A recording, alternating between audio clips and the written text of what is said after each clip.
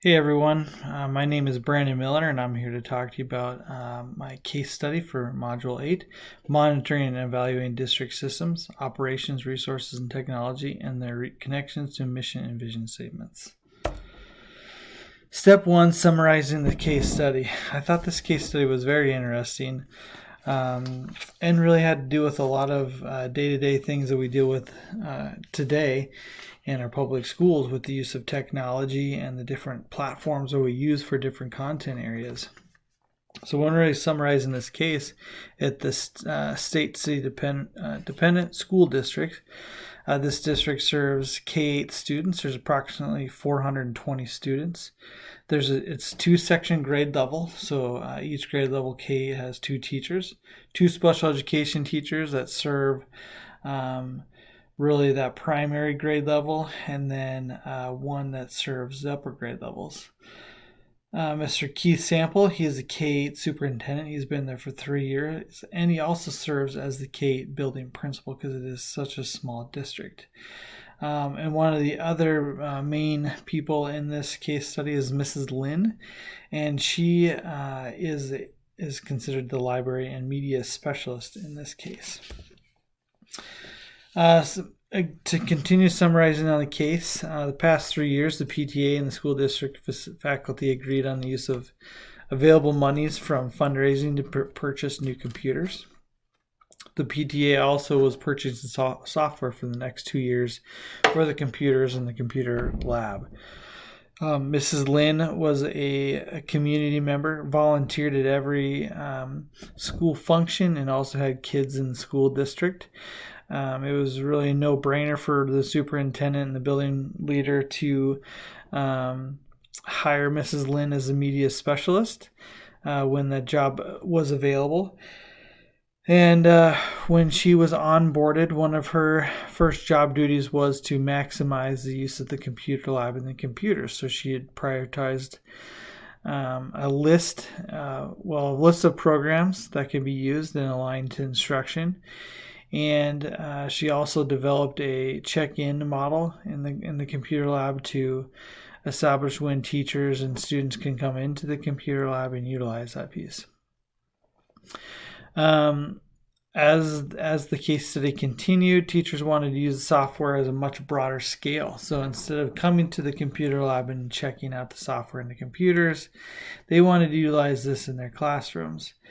Mrs. Lynn was willingly copied the software despite any copyright issues, and there's a few teachers in the third grade, Mrs. Williams and Mrs. Brandon, did not agree with this Mrs. Williams agreed with the process, Mrs. Brandon did not. However, Mrs. Brandon then went to the superintendent and needed to give this information to him. Legal and ethical issues. Of course, Mrs. Lynn made copies of the purchased software and to be downloaded in the classroom for teacher and student use. This obviously, when you download any software past the license that had already been purchased, it really violates that copyright infringement policy there. They used flash drives to download the purchases for the classroom teachers to use. So really, when you look at what happened in this rural area, they're 25 miles from the largest city. The district superintendent really created a mission and vision, wanted them to be more innovative in the school district. He really wanted to encourage the use of technology in the classrooms and for teachers to be very creative in the use of this due to the restraints on the school district's budgets. Mrs. Lynn's efforts, although in the wrong, she was trying to be resourceful, but ultimately, instead of requesting more copies and going through the corrective feedback loop and really looking at additional budgets and money possibly to purchase more software, she downloaded these onto a flash drive and handed them to teachers. Again,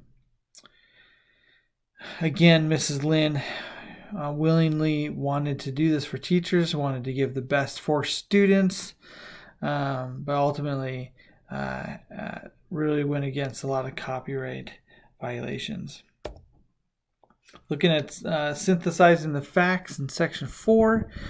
Again, the programs the district wanted to move into innovative technology based, that aligned with their mission and vision. The computer lab had purchased software. The PTA purchased software up to 2 years along with computers. That's very aligned to instruction to supplement that instructional aid. And ultimate copyright infringements were violated in this situation when those additional pieces were downloaded onto floppy disks. The people in this case study, of course, Mr. Sample, the superintendent, Mrs. Lynn, the library and media specialist, Mrs. Williams, and Mrs. Brandon. They were third grade teachers that used their classroom funds to purchase these downloads. Mrs. Brandon was against this purchase and went ultimately to the superintendent. Places, as I stated before, this is a state city dependent school district. They're a rural area, 25 miles from the nearest or largest city, and they house grades K-8 with about 420 students.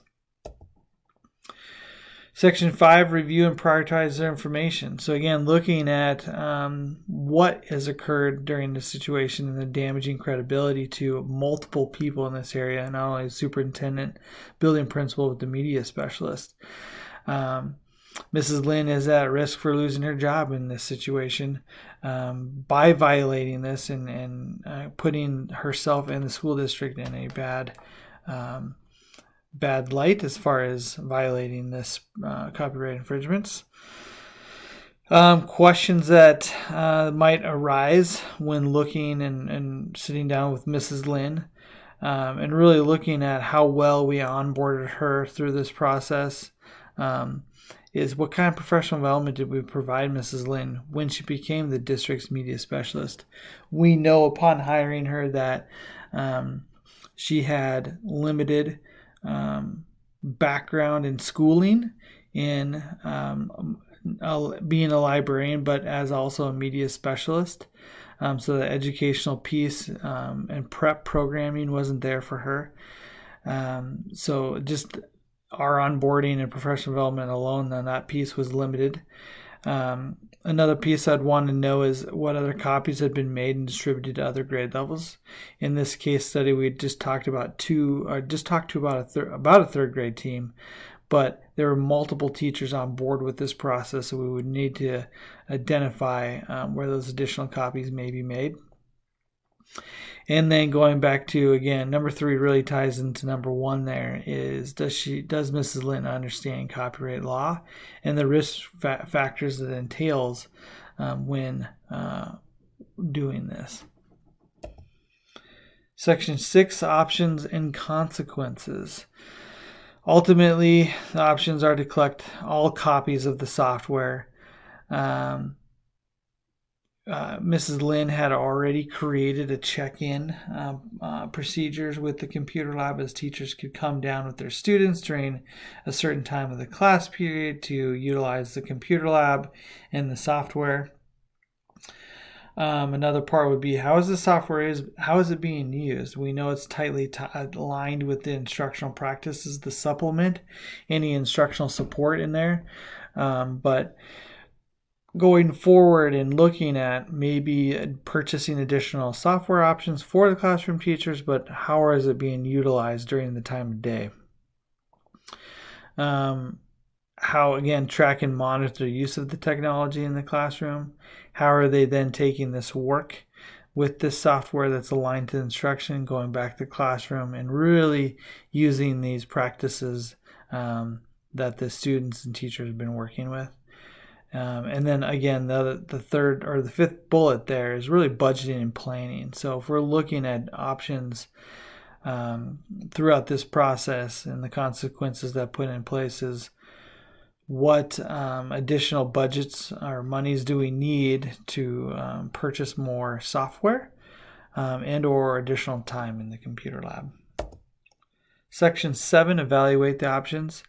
As a school district or superintendent, building leader, we could take no action and face possible legal consequences. in this situation. Of course, through this process, credibility with teachers ultimately gets broken. Even yourself as the leader of the district and the building in this case, is did we provide the right professional development and the right onboarding process for the student or for the teacher? Allow the copies to be made. Again, if we do this, continue with this, we face possible legal consequences. This ultimately, we already had a few teachers or a teacher come that was very bothered by this situation. So allowing this to continue and not have that teacher's voice be validated can have effect on multiple people. And then really that third option, evaluating the options, would be to collect the copies. Develop a plan to collect all the copies, purchase additional software, and utilize the check-in time for the computer lab. Section 8, develop a plan. So as I stated earlier, or that last bullet was, to really develop a plan is to collect all copies. I believe in this case, this is the best option to do, is to sit down with the staff, talk about copyright infringement law, breaking that copyright law, and really going through the process and figuring out if the check-in model of Computer Lab is not working, why not? What can we do to help support this? If purchasing additional software in a classroom is the best case scenario, why? And again, going through this collaboration process among all stakeholders, internal and external, is how do we best support teachers and students with the use of this software if it is indeed credible and a good use of time for student outcomes. Section 9, implementation and impact. As we go through and develop this plan, of course, there's an implementation phase, but ultimately, what's the impact of what we're doing? We got to measure both pieces of the implementation, how well it's being implemented, and then what is the impact of our practices that we're doing. Ultimately, provide professional development on copyright law, safe technology practice, and software licensing, etc. As we purchase platforms that require licensing, how many licenses do we need, and how many students, what's the cost, etc. I would like to develop a committee to help Mrs. Lynn as the media specialist with that instructional alignment, deployment of the software, and ultimately procedures and routines and communication plans with everybody in the school district and community of how we're utilizing the software and the additional costs going into this technology-based instruction. And then ultimately have the committee provide input and inform the district and building leader on the sustainability plan and costs for additional years. This last piece, section 10, is my reflection with this case study in the copyright laws. As I started out with, we live in a 21st century technology, and when we utilize these different platforms in our classroom and in our school districts, as far as ELA, math, social studies, science, every platform or content area has a digital piece to it. So this is a very relevant a reflection in current practices that we do in our school district currently today. But ultimately, throughout this whole entire process, what is our onboarding procedures and professional development? And really, ultimately, that clear communication of developing this program for teachers and staff to use each and every day.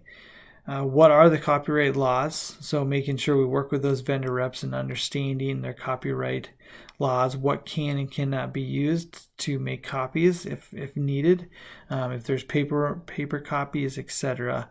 What can we use throughout this? Then ultimately we want to use, teacher autonomy is important as leaders. We want to create teacher leaders and provide structures, but also within those structures is how do we help support teachers about collaborating amongst each other and working through this process of how can I utilize these programs